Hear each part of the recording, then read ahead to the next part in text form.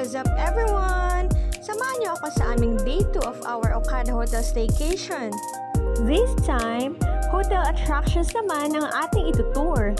Kaya tara, ano pang hinihintay ninyo? Halina at samahan niyo kami!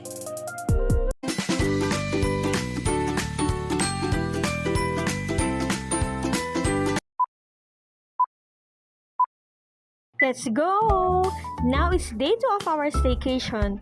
The next morning, we woke up early at around 8 a.m. to avail our free breakfast at Okada Hotel's renowned restaurant named Medley Buffet.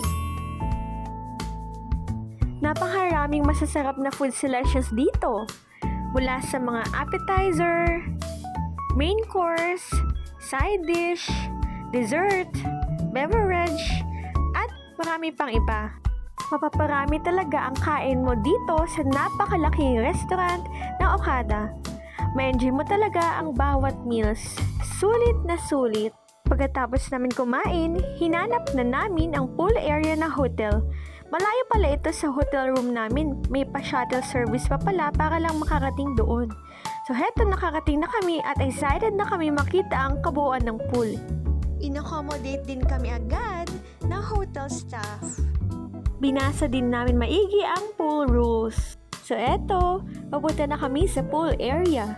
We're so excited to see how it looks. Eto na rin si Kuya from front desk, ginaguide ang asawa ko papuntang cottage namin. Dala ang aming free towels to use. Wow! Eto na nga talaga! Andito na kami sa Okada Coral Wing Pool. Grabe!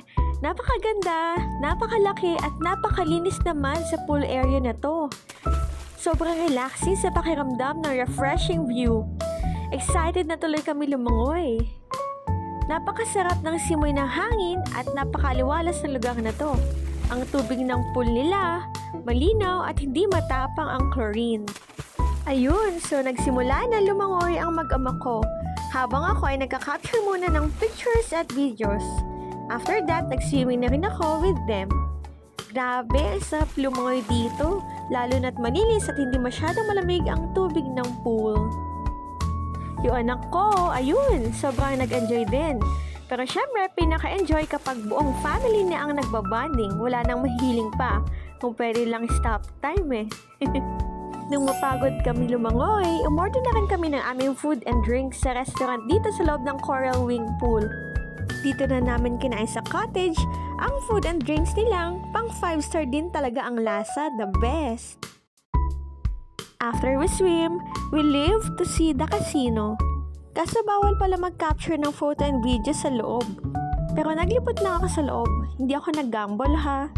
Lastly, bumalik na kami sa aming room para mag-dinner.